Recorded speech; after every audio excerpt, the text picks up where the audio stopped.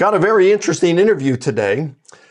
This one is going to be about Josephus. Now, Josephus is one of a very interesting non-Christian source who mentions Jesus on two occasions. Or does he? If he does mention Jesus, what does he say about him? This is disputed amongst scholars today. I remember talking to Louis Feldman, the foremost Josephus scholar of the 20th century, or at least the latter part of the 20th century. He's now deceased, but around 2000, 2001, I contacted him and I asked him about where the majority of Josephus scholars are, at least at that point. And he said he hadn't done a bean count past what he did back in the 1980s, but he suspected that the number of Josephus scholars who think that Josephus mentions Jesus was at least 3-1. Three would be Josephus mentions Jesus versus those who who say that Josephus doesn't mention Jesus. And he said, I wouldn't be surprised if it was as high as 5-1. But still, there's a lot of disagreement on what Josephus actually said about Jesus. Did an early Christian doctor up the text? Or is the text as we read it today what Josephus actually wrote?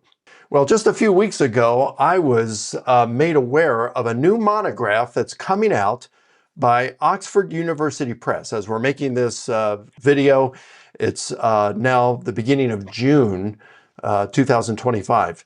And a new monograph by Oxford University Press that proposes that Josephus, the Testimonium Flavianum, the main text in Josephus about Jesus, is authentic in its present condition, except for just a few words.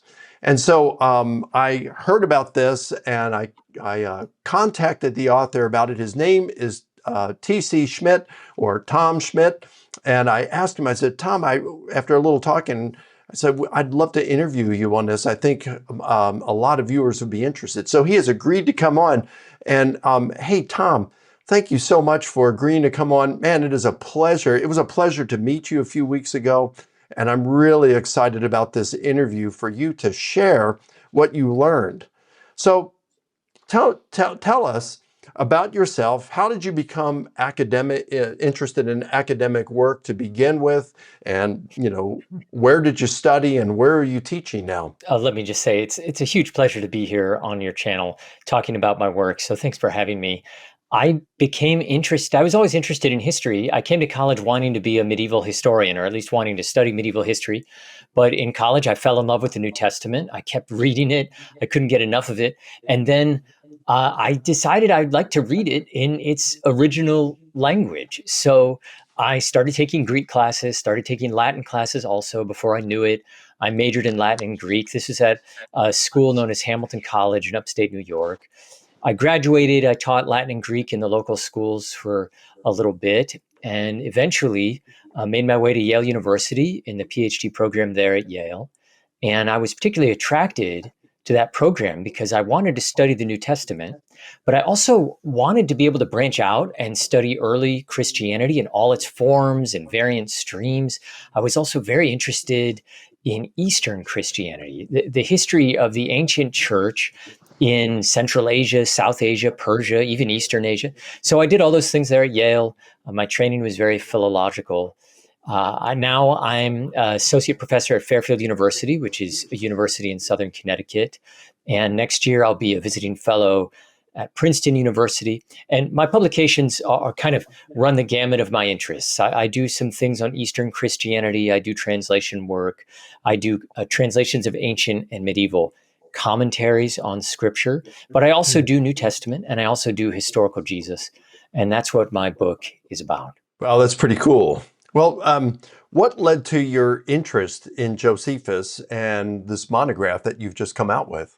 Who's not interested in Josephus? He's the most important he's the most important source we have on the New Testament, the most important extra biblical source. He tells us so much about the people and places and customs and locations documented in the New Testament. He tells us so much about Second Temple Judaism, about Greco-Roman politics and things like that. So I was fascinated by him. And of course, he mentions Jesus a couple times, at least according to most scholars, but it's debated. And what does he say? So about 12 years ago, I was in a Yale PhD seminar on the historical Jesus, and I wrote a paper on what Josephus has to say about Jesus. But instead of focusing on his Greek works, Josephus wrote in Greek, I focused on some Syriac and Arabic translations of his works because some scholars have thought that these translations of Josephus's passages about Jesus were perhaps a bit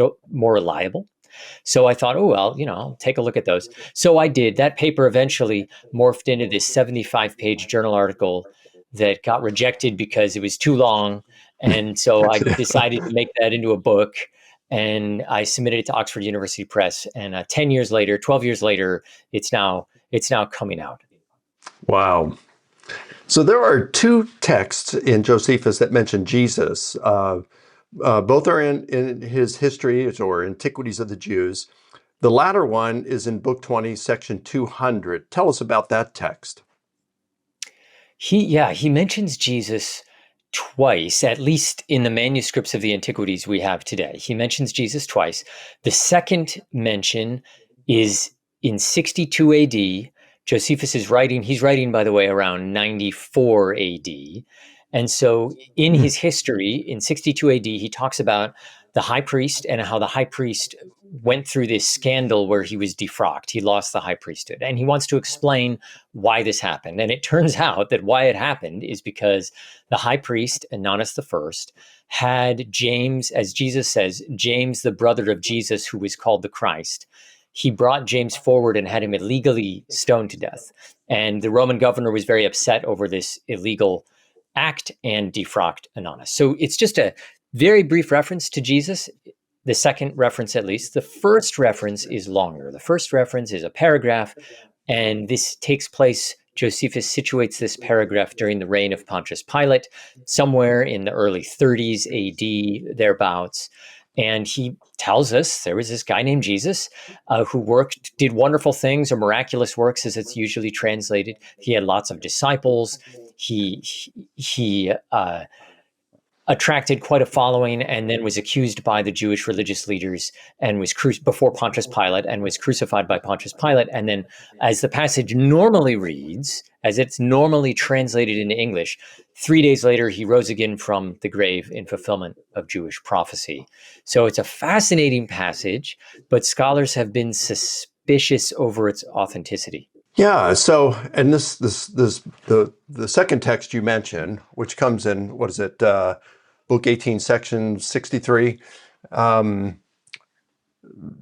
has been disputed, and it's called the Testimonium Flavianum, right? Or we'll just call it TF here for short. And scholars, like you said, they don't agree on a lot regarding it. It seems like there are perhaps three different positions on this. That number one, the entire text is an interpolation, that Josephus doesn't even mention Jesus there. The second is that, a later Christian doctored the text, but it was an existing text of Josephus that the later Christian just kind of amplified it some to make Jesus look better. And then the third position is that our present text in its entirety is authentic. Tell us what scholars, what's the current position of the majority of Josephus scholars today? The majority has shifted. It used to be, 100, 120 years ago, there tended to be more scholars that thought the passage was a wholesale fabrication. But there were some concordances of Josephus's works that were put together where it became obvious that there's a lot of shared vocabulary and phraseology in the passage that Josephus uses elsewhere. So it looks like there was, a substratum of authentic Josephine material. Over the decades, scholars have shifted. So right now, I would say the clear majority of scholars think that the passage originally was by Josephus, but that some later Christian scribe doctored it, altered it to make Jesus sound better. That's why when you read the passage today in translation, according to most scholars, that's why it looks like Josephus says things like Jesus was resurrected. He did fulfill prophecy. He was the Christ. because this is not something Josephus originally said. It was something that was inserted, or a phrase that was altered by Christian scribes.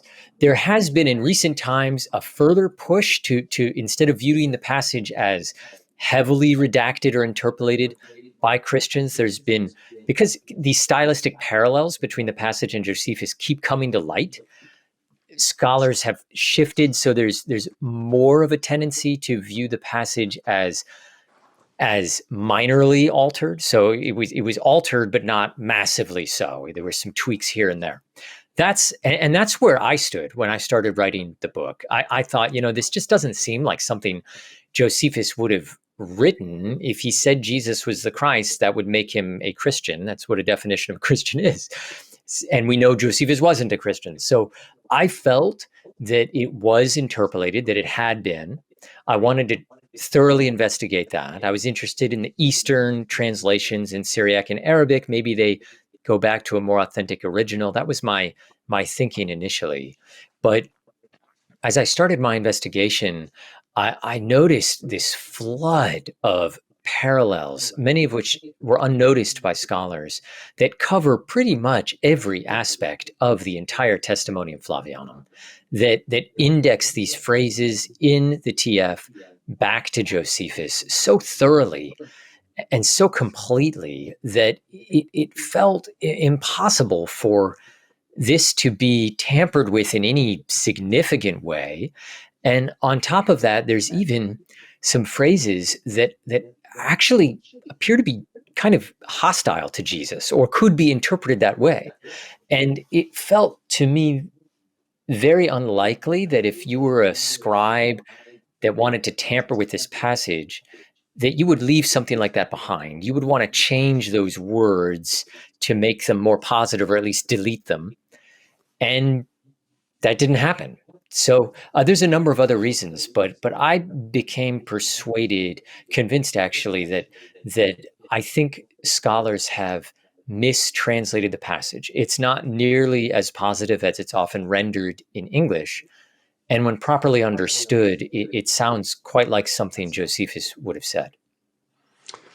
So I take it then that you're closer to the third group that would say the text is authentic almost in its entirety the way it is today, except for a few words.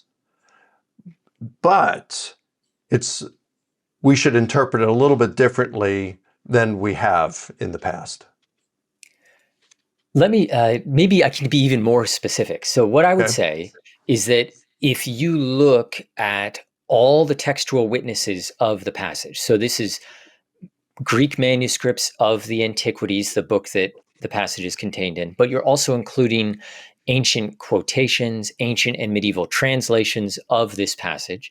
This is what normal text critical work is. Whenever scholars are assembling an ancient text, they look at all textual witnesses. They don't simply look at the ancient manuscripts. They look at quotations, excerpts, they look at translations. When you assemble all of those, I think the passage is completely authentic. I don't think there's any words or phrases that are missing. I think we can eliminate anything that had been inserted. However, if you limit the question to just the manuscripts of the Antiquities, then I do think there is 2 or 3 words that have dropped out. One is a very minor word. It's not really significant. So there's really only one passage of 1 or 2 words where something is dropped out. But the original is preserved in an ancient Latin translation and an ancient Syriac translation. It's witnessed by another ancient Latin paraphrase. There's secondary witnesses through Arabic and Armenian. And so it has strong attestation of existing. So let's talk about the manuscripts we have. So Josephus originally wrote in Greek, but the earliest Greek manuscript of Josephus is the 11th century, right? That's the one that's translated that most people read in English today. Now, you mentioned some others, some Latin and Syriac. When are they dated, and what do they say that's different than the Greek manuscript? When people hear that the earliest manuscript is from the 10th or 11th century, they're often kind of shocked. That is actually very normal, very typical. Most of our ancient texts come from the 10th through 13th century manuscripts for almost all ancient writings. The New Testament is a big exception here, where we have such fabulous early and diverse manuscripts. But for the vast majority of ancient texts that are preserved, we don't have those. So that's not alarming in of itself. We have three primary manuscripts of the antiquities that date, between the 10th, 11th, 12th centuries, 14th centuries. There are more than three, but these are even later, and they're often thought of as derived from these three. But the situation is better than it seems. And that's because we do have a complete Latin translation of the antiquities that was made around the year 600.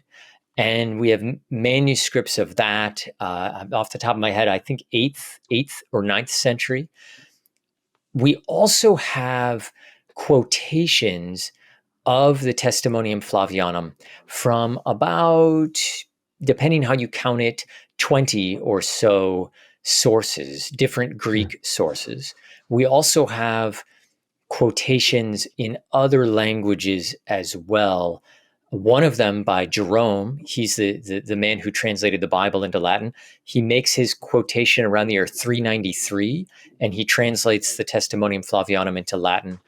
And that manuscript, the earliest manuscript of that work, comes, from the 5th or 6th century. So we do have early manuscripts of that. In fact, the earliest manuscript we have, well, let me back up. One of the earliest manuscripts we have of the Testimonium Flavianum is a Syriac manuscript from the year 462 AD. We know it's from 462 because the scribe left what's called a scribal colophon. After the scribe was done with the manuscript, he wrote a note about when he transcribed the manuscript.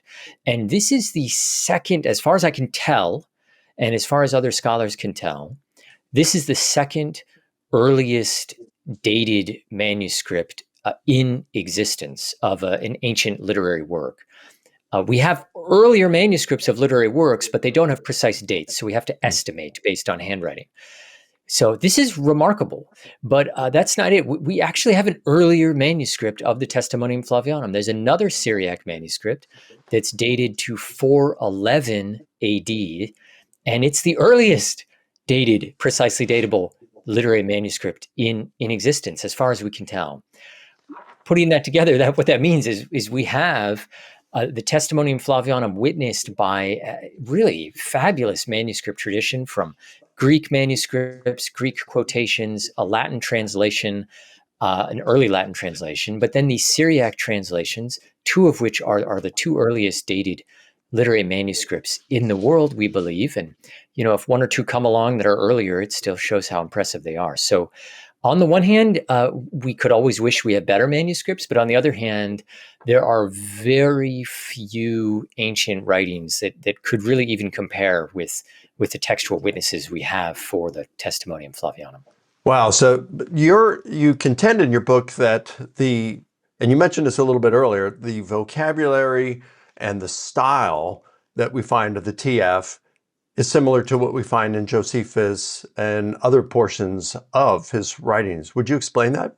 I was helped in this investigation by the advent of Greek databases. So previous scholars were kind of manually going through the works of Josephus, looking for parallel phrases and clauses.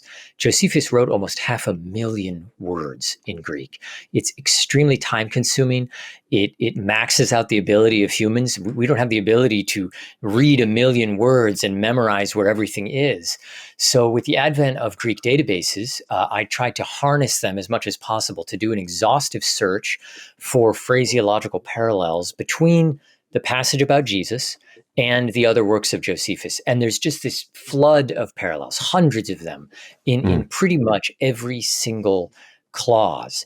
And there's also this also brought up a second observation that some of those passages, which are traditionally translated very positively regarding Jesus, when you compare to how Josephus uses the same words and phrases elsewhere, it's clear that those passages aren't as positive. Sometimes they're even negative or could be interpreted negatively regarding Jesus. Let me give you just an example or two. One, there's that famous phrase where Josephus says, Jesus appeared to them alive on the third day. And in Greek, the operative word there is phainomai, appear.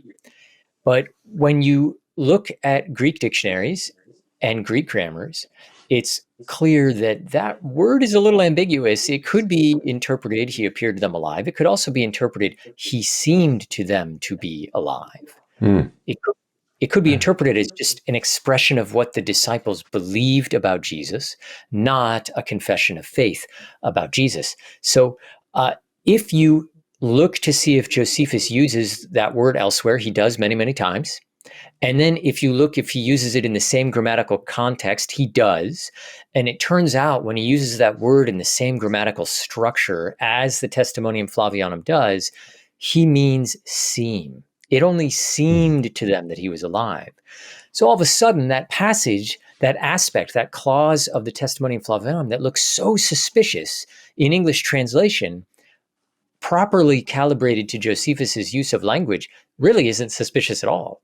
He's just reporting what early disciples believed about Jesus. And I note several of these parallels that both show that Josephus did use these kinds of words and phrases, and also indicate that some of these aren't as positive as we thought. And added up, the properly understood, the passage looks precisely like something a first century Jew, non-Christian Jew, would have said about Jesus. There's nothing really suspicious about the passage stylistically or in terms of its claims about Jesus.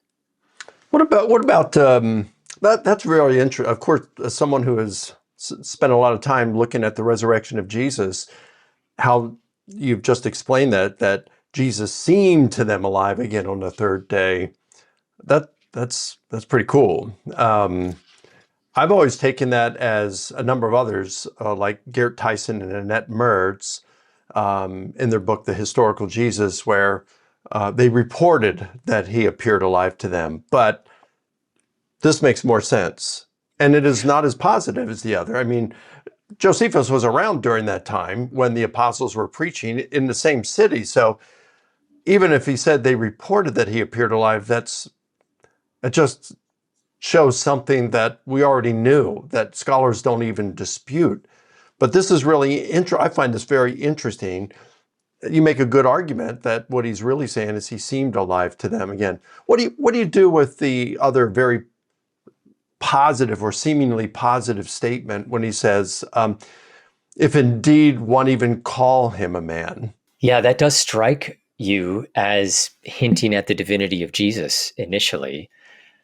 It's important, though, to remember that early Christians, they were very firm on believing that Jesus actually was human. This was actually a topic of much sensitivity. They did not like to question the humanity of Jesus. So in that context, it's a bit odd to read that coming from a Christian.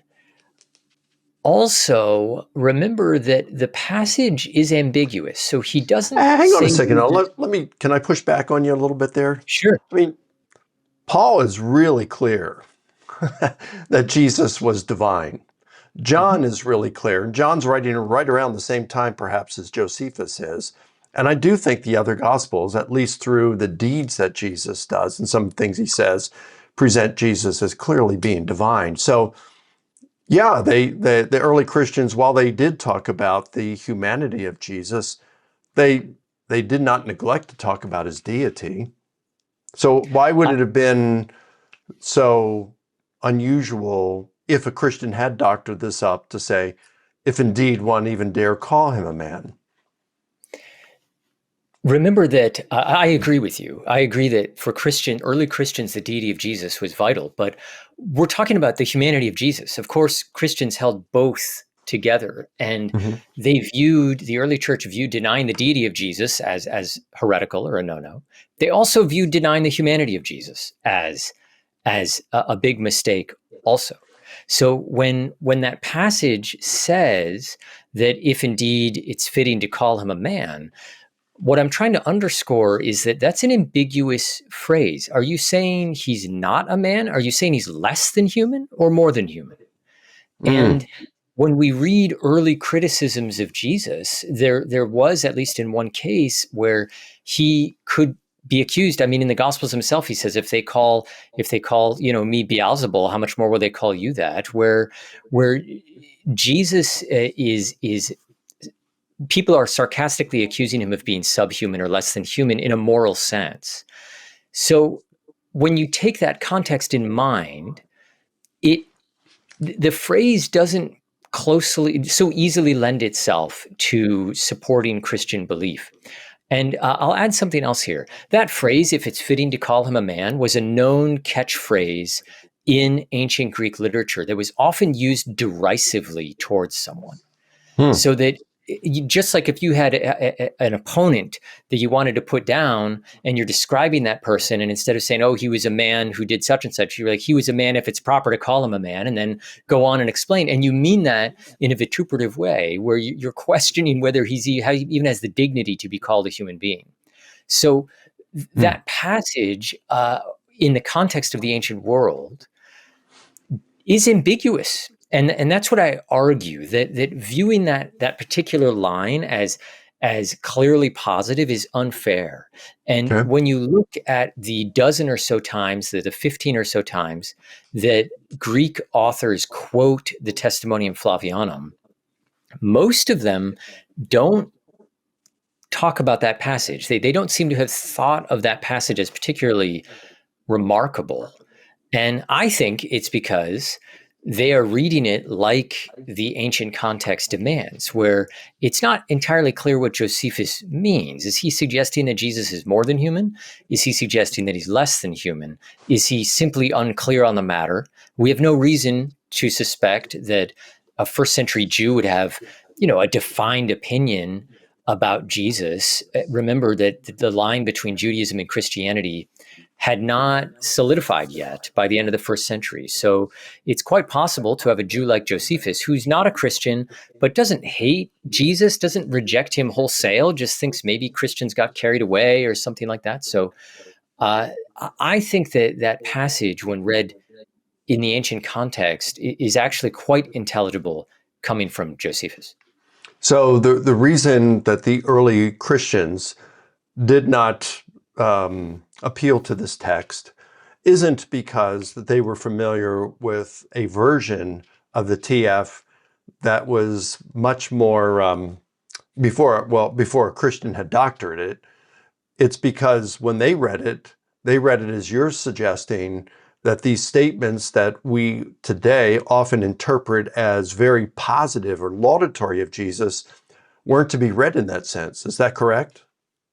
Precisely. And I think that I demonstrate that in the book. So instead of making that as a mere hypothesis, what I show is that when you go to Christians who do quote from the passage, most of them don't seem to have found anything particularly remarkable or incredible about it. Hmm. They point out the chronology of Jesus's ministry. They talk about the nature of his teaching, the number of his disciples. They talk about Jewish culpability in Jesus's death. What they tend to not do is talk about the divinity of Jesus in the passage, the messianic status, the resurrection, the fulfillment of Hebrew prophecy.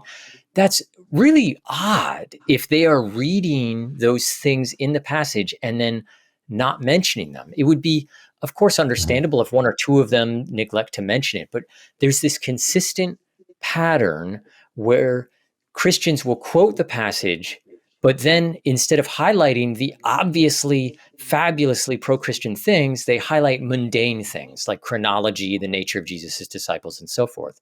And then there's also instances that I show where ancient writers will quote someone like Eusebius of Caesarea. Eusebius is this incredibly famous and influential ancient church historian. He wrote around the years 313 to 335, where they will use Eusebius as a guide to Josephus, and they will quote Josephus through Eusebius. And Eusebius quotes the Testimonium Flavianum, but then when they get to the Testimonium Flavianum, they'll just gloss over it. They'll just omit it. They didn't seem to think that it was that incredible. And when you read what Eusebius himself says about the passage, he treats it the same way. He doesn't find these fantastic details. He quotes the same form of the passage we have today, but then he'll point out the chronology of Jesus. He'll point out the nature and number of Jesus's disciples. And then he's even a little worried. He's worried that when Josephus says that Jesus worked miracles, the Greek, that sounds very positive to us, but the Greek word is a little negative. He uses the Greek word paradoxa, which is kind of a negative term for miracles. And Eusebius twice mentions that he understands that people could take that the wrong way and accuse Jesus of being a conjurer or a sorcerer or something. So Eusebius is, so I think that when you take, the only way to explain this reception history is by interpreting the passage as an ambiguous take on Jesus that could be read as vaguely positive or vaguely negative. I don't see how any other way to interpret the passage explains the reception history of the passage, and also explains how so many of these words and phrases in the passage that are used by Josephus elsewhere are used by Josephus in an ambiguous or negative way. You know, there are two kinds of people in this world. Those who subscribe to my YouTube channel, winners, good people, and those dirtbags who don't. Which one are you? So what would be Tom Schmidt's reconstruction of the TF? Interestingly, I still do not have a copy of the book. It's been published, but I still haven't gotten one sent to me. It should be arriving. It should be arriving any day now. So, by the way, while he's looking at that, I just want to tell viewers that this book runs for over $100. This academic monograph.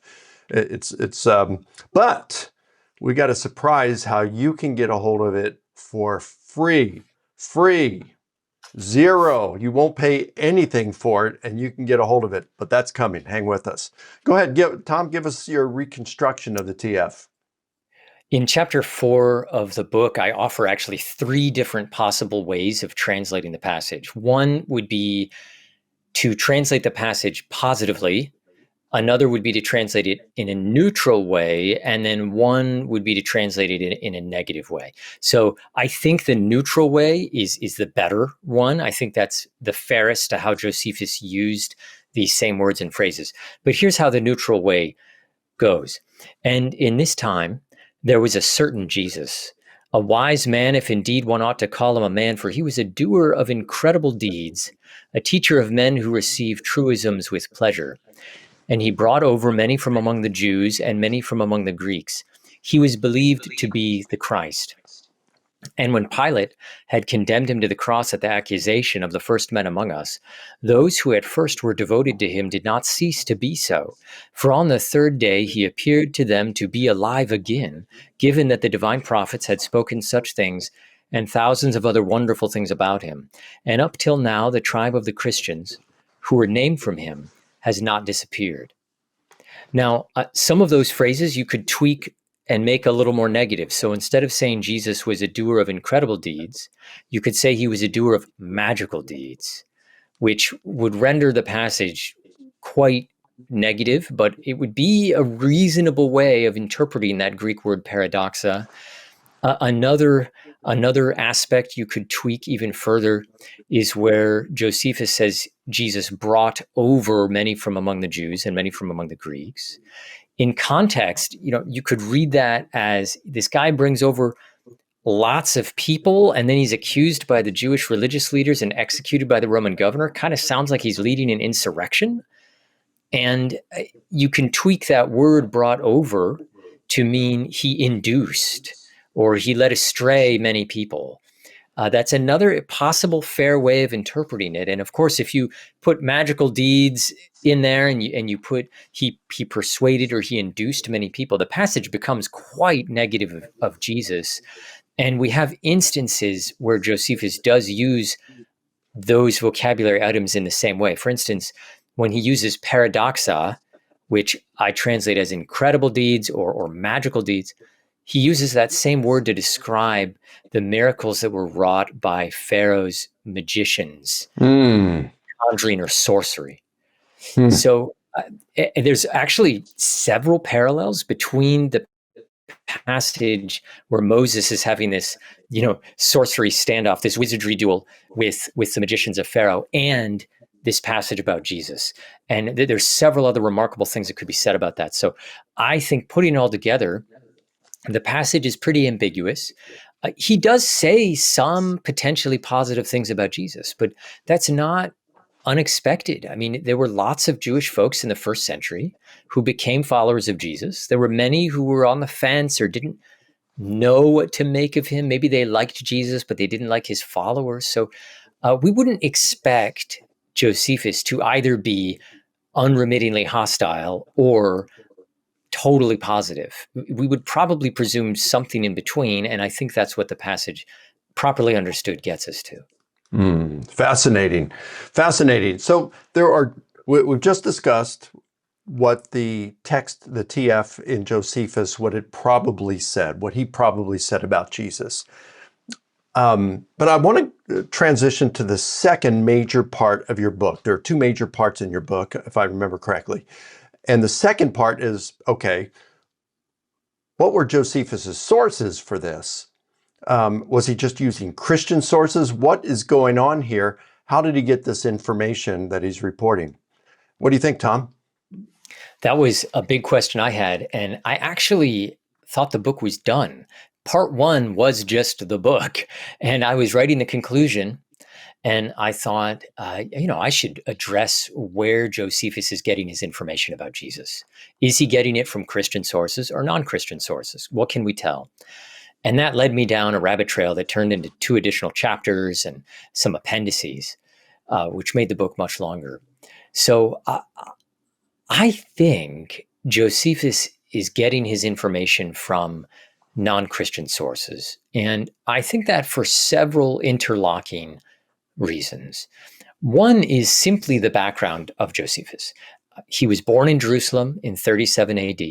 He was born to an eminent priestly family. His father was an eminent priest.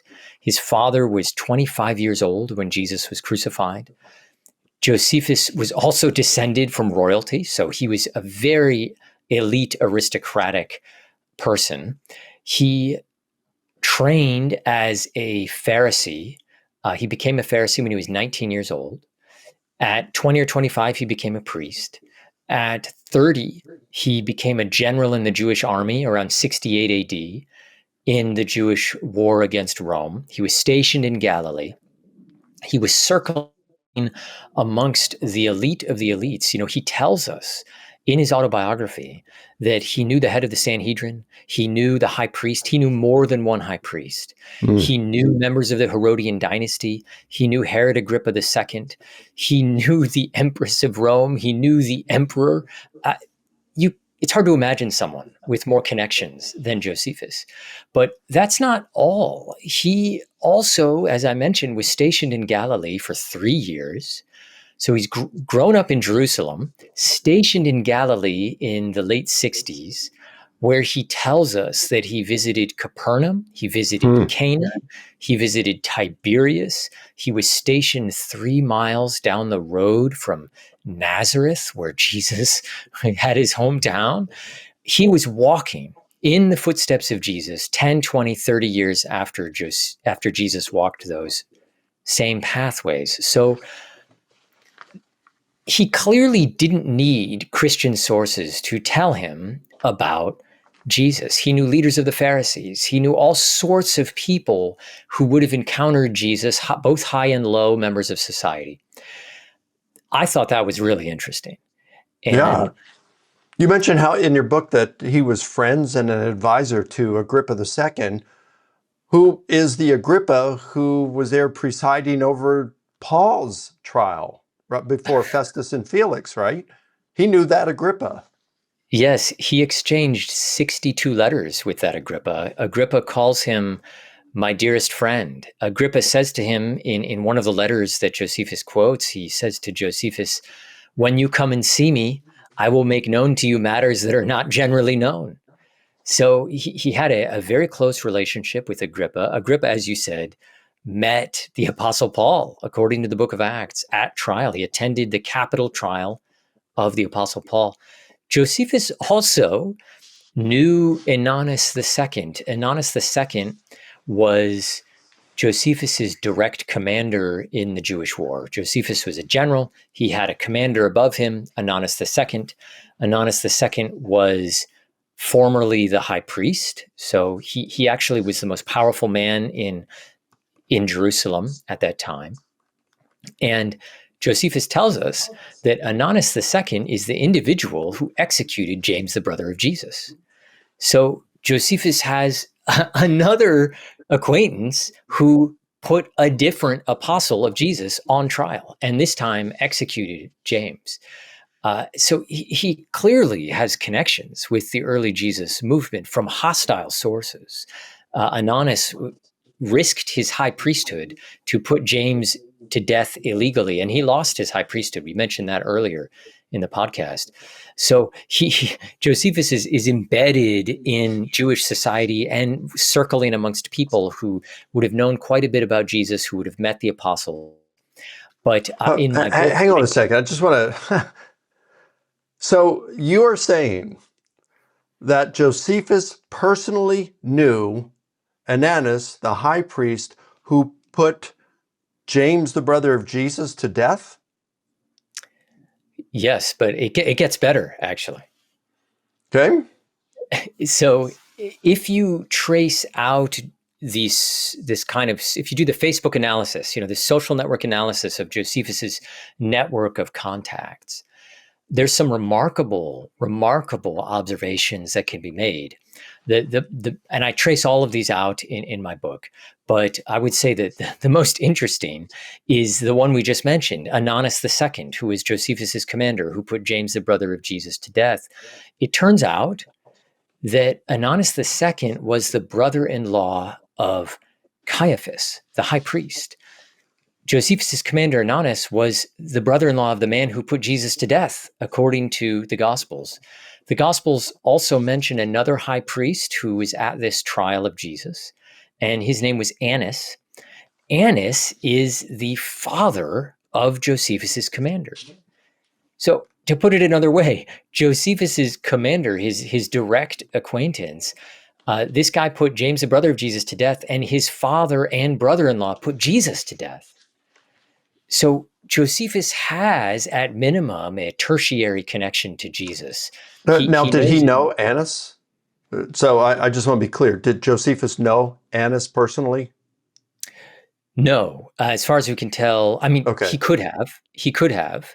He knew his son, at least. So the son his... put James to death, but the son's dad put Jesus to death, or was responsible for it. He's the one that they brought him before turning him over to Caiaphas. Yes, yeah. Who is also and then known Annas to... the second is married to the sister of Caiaphas. Yes, or Ananus the second, the commander of Josephus. His sister is married to Caiaphas. He's the brother-in-law. Oh, okay, I got you. Yeah. All right, gotcha. Wow, this is just remarkable. I mean, what kind of the kind of connections that Josephus had? Of course, he could have gotten and received his information from that. This is remarkable. I think we can even push this further plausibly, or even with a great amount of certitude. In the Testimonium Flavianum, Josephus mentions that it was the protoi, the first men who accused Jesus before Pontius Pilate. And if you read his autobiography, Josephus also wrote an autobiography, and he says several times that he knew the protoi of Jerusalem. And of course, this makes sense. He said it using those terms, that he knew the protoi. Or He says, I began in 51 or 52 AD. He says, I began continually meeting with the protoi and the chief priests. And that's this awesome. term comes up several times. It's not just a one reference. It comes up repeatedly several times over his later career, over the next 20 years. And of course, you think about it logically, he knows the high priests, he knows kings, he knows the head of the Sanhedrin. Obviously, he would have known these people. So here we have this claim where he says it was the protoi who accused Jesus. And then 20 years later, in 51 or 52 AD, he says, I began continually meeting with the protoi. And it's just a simple deduction to conclude that, well, if he knew this group of people who had Jesus accused before Pontius Pilate, and he knew them 20 years after the fact, he probably knew there's probably still people around 20 years later who were part of that group. And I do a further word study on this, because Josephus doesn't just say it was the first men. In the Testimonium Flavianum, he says the full phrase he uses is the first men among us. And that phrase among us, it's very Josephian. He likes that phrase. And the question is, what does he mean by that? Does he just mean, the first men among the Jewish people? Or does he mean something more specific? And he uses that phrase about 50 times. In my book, I look at every single instance that he uses that phrase. And he appears to use it to mark direct personal knowledge. In other words, it's not a vague phrase for the Jewish people. It's something where he deploys when he's trying to indicate that he was directly familiar with this subject, whatever the subject happens to be, if it's a cultural phenomenon or if it's a person or place or group of people. Is it ever used to mean the first men among the Jews, us the Jews? Pare min, as far as I can tell, he uses it about 50 or 52 times. There's only 3 times where it's ambiguous as to whether the speaker is directly familiar with the subject or whether they're only closely familiar with the subject. But in all 3 instances, direct knowledge is quite likely. Here's one of the ambiguous ones. One of the ambiguous ones is Josephus quotes a former high priest, from like 160 BC, saying that even former high priest who died 15 years previously, he says this man was among us. So we can't be sure that the high priest knew the former high priest 15 years ago, but it makes really good sense. I mean, those are the kind of circles where you would have known this person directly. If you were a high priest, you would have known the high priest from 15 years previous. Seems like a pretty good bet, but I can't prove that. So there's 3 instances like that, but the other ones are fairly clear. I mean, this is directly known by the person who's using the phrase pare min, among us. But not only that, there's like hundreds of times where Josephus could have used the phrase pare min to just mean among the Jews, but he doesn't. He never deploys it for characters or events that he couldn't have personally observed, even though most of his history is talking about stuff he never could have observed because it was too long ago. So I think in the Testimonium Flavianum, he's indicating that he actually did know some of the people at the trial of Jesus. Do you mention in your book Josephus's dad as a potential source for this? Yeah, I mean, I think tell us about could that. Have been. He could have been. His father was a priest.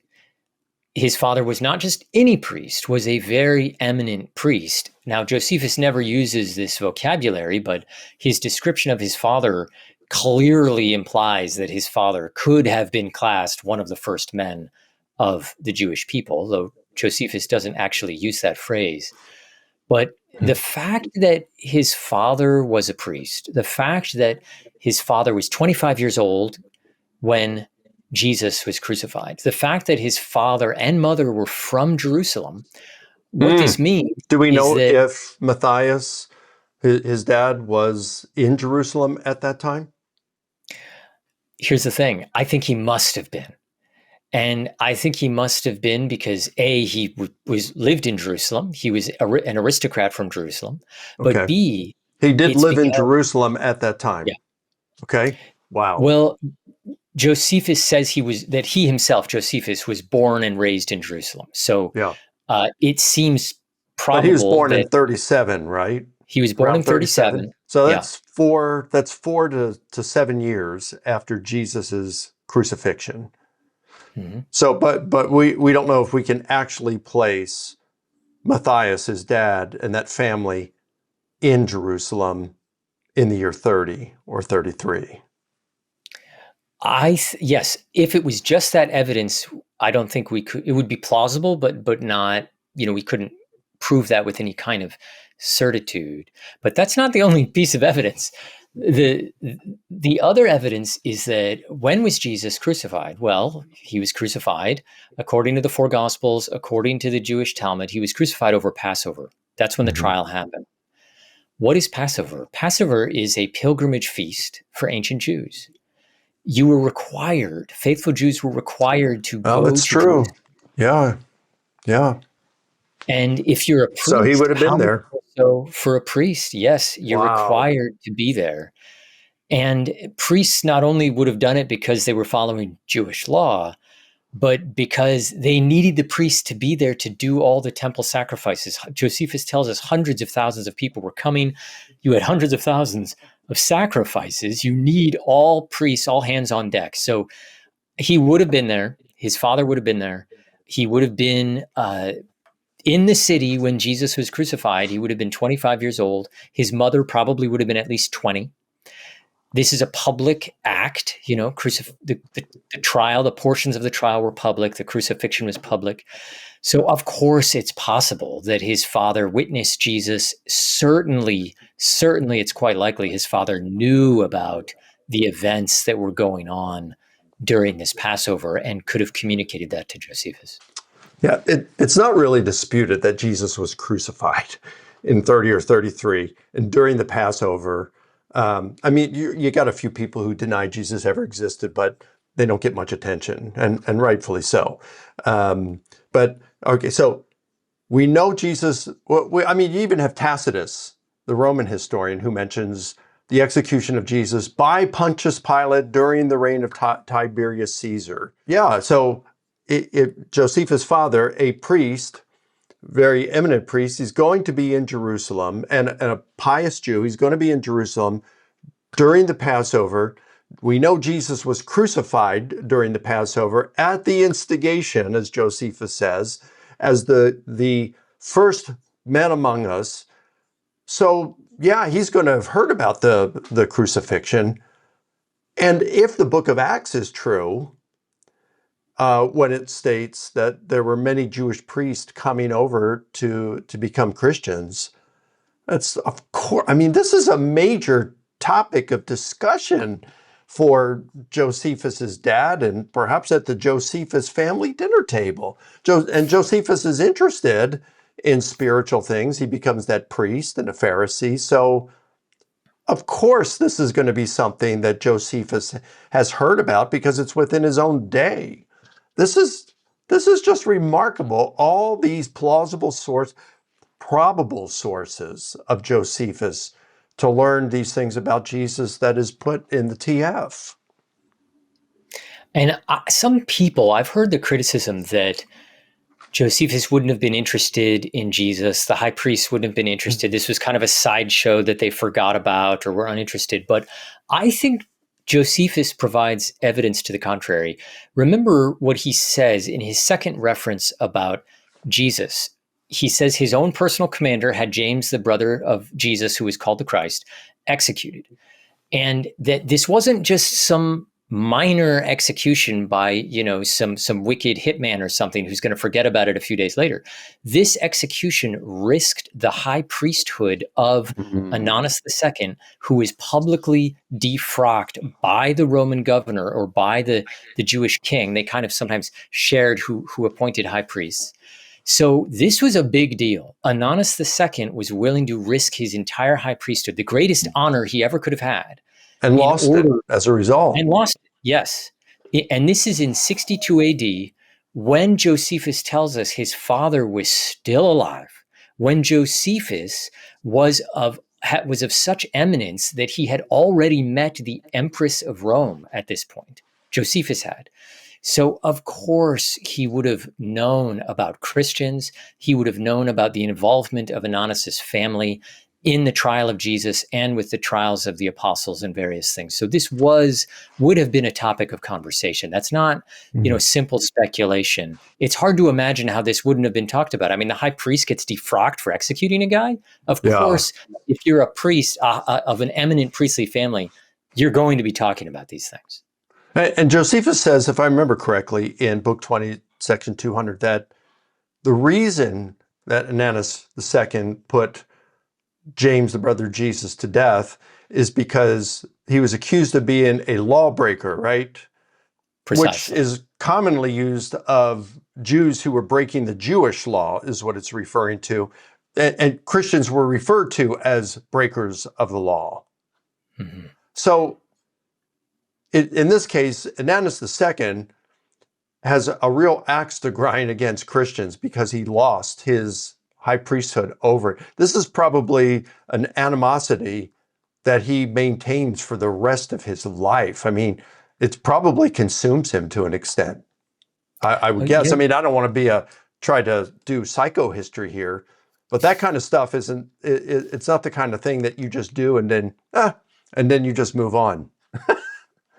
Most of us wouldn't. I agree. I also think that you're right to point out that phrase lawbreaker, because Ananus II is careful to carry out this execution of James, the brother of Jesus, while the Roman governor is not present. Mm-hmm. And that tells us that when he was accused of being a lawbreaker, this was not of Roman laws. If it was of Roman laws, then he would have handed him over to the Roman governor and That's had true. him. So it's clearly of probably matters of Jewish law that the Roman governor would have been uninterested in punishing. And that what's also curious is that Josephus in that passage never tells us that James was falsely accused. And this is interesting. It's actually a major note of authenticity of the passage, because the vast majority of scholars believe the passage about James is authentic.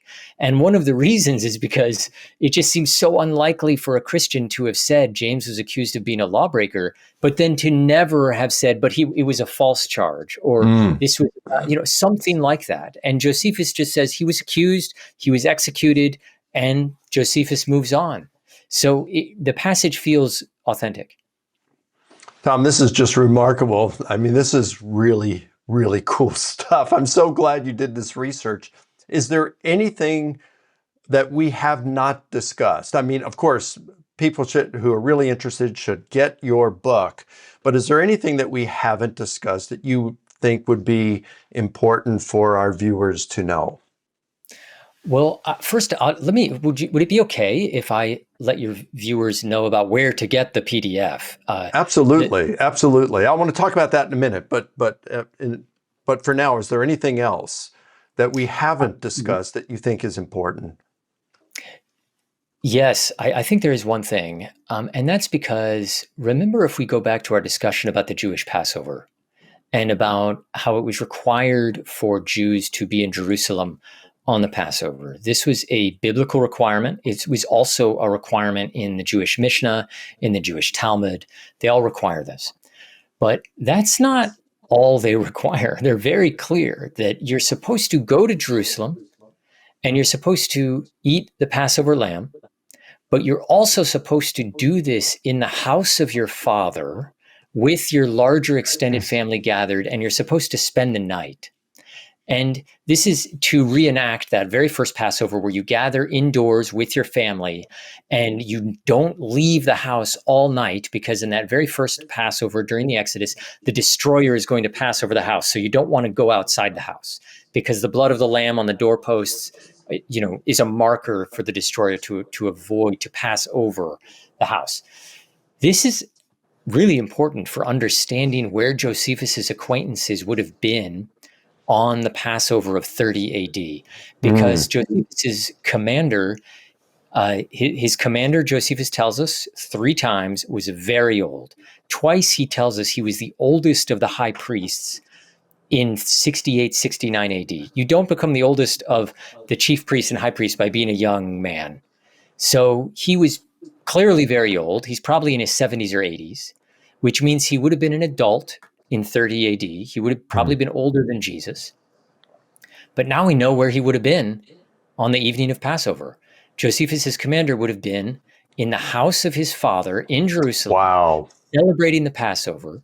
And where was Jesus brought on the evening of Passover when he was arrested? He was brought into the house of Josephus's commander's father, the father of Josephus's commander. He was brought to the house of Annas, as the Gospel of John says, and Annas is the father of Josephus's commander.